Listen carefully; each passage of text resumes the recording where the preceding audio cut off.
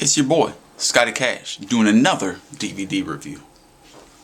Doing another Mystery Science Theater 3000 review. That's right, Volume 30. Shoutfactory.com. Volume 30. This is like the biggest volume ever. Unless I do like 40 or 50. Then those are the biggest volumes ever. But until then, this is basically the biggest volume ever. That's right. Volume 30, July 29th, shoutfactory.com. $49.99. 4 brand new episodes never released on DVD.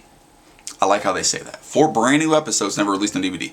What they mean is 4 episodes that have already aired that have yet been released on DVD. That's right. Let's see what we got here. These are the mini posters done by Steve Vance. Absolutely love all these posters. Outlaw of Gore. The Black Scorpion. It Lives by Night. And The Projected Man. Okay.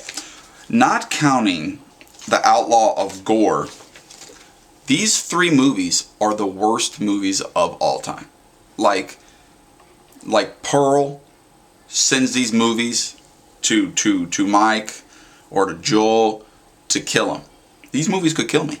These movies are bad. The trailers are terrible. The movie's bad. Thank goodness for Servo, my boy Crow, and Joel or Mike to make these movies better. I say The Outlaw of Gore is not in those 4 because it's very cheesy but very good. I remember seeing the first Gore movie. I don't remember what it's called, but it's the Outlaw of Gore has a couple, or Gore 2 if you will. Gore 2 has a few I don't want to call them stars. It has a few people that you would notice. But let me tell you how good it was.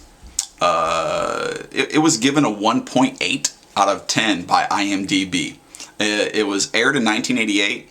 It actually aired on Mystery Science Theater in 1993, and Mike was the host. Season 5, I believe. Now the other 3 movies, they're just bad. Again, thank goodness for Joel, Mike, Tom Servo, and Crow. The Black Scorpion was basically about a giant black scorpion that came out of a Mexican volcano and just wreaked havoc. Yeah. It was made in 1957. It aired on... Oh, it was the last episode of season 1 actually, and was shown in 1999. Obviously, 1990. Joel was the host because it was still season 1. The Projected Man is about a scientist that is working on something, and he messes with some beams, and the beam hits him, and he basically becomes half robot. The Projected Man, I had a lot of potential going into, but it's not. Again. Thank goodness for Crow, Mike, and Tom Servo, because they make the movie bad. Now, looking at all 4 of these, my favorite was gonna be It Lives by Night, because I always go in and do some some research on these, and It Lives by Night is, I always go to like IMDb because I don't want to know what people thought of the Mystery Science Theater 3000. I want to know what they thought of the movie. It also got like a 1.5 on IMDb. It was in 1974. It aired on season 10 in 1999. It's basically a superhero movie. It's about a bat doctor that's doing research on these bats. The bat bites him and he becomes half man bat. Yes, that sounds amazing. It's bad. It's real bad. It's terrible. Mike was the host in that one. Let's go over some of these other bonus features. Stinger of Death, making of the Black Scorpion. Now, the making of the Black Scorpion is actually 4 times better than the original movie. Yeah. I'm going to go ahead and just say that. If you don't have, I believe it was Mike. Joel was the host. I just said that. Joel was the host. So if you don't have Joel and the crew, I would have to go ahead and pick the making of better. Writer of Gore, director of Gore, and producer of Gore. They basically all get about 2 or 3 minutes of a little, just talking about the movie or whatever. Shock to the system, creating the Projected Man. Extended trailer for the Frank music video. Hilarious. I didn't even see that coming, by the way. Nicely done, Volume 30. Nicely done. Theater trailers.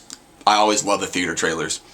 I like watching the trailers or showing them the trailers to my buddies that maybe don't watch the show, or You know, people that come over and just like, watch this, you know, and they're just like dumbfounded, you know, they can't fathom how people would want to go see this. I'm like, that's what I say too. They're bad.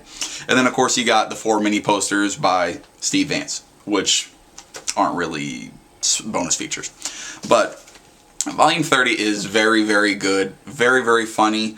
On It Lives by Night, there's a couple Batman jokes, which I'm such a giant nerd, even though I got my Superman shirt on, that I'm always like, Batman joke. You know, anything that's to do with comic books or nerdism, I'm always for it. But yeah, there's a few Batman jokes in the movie.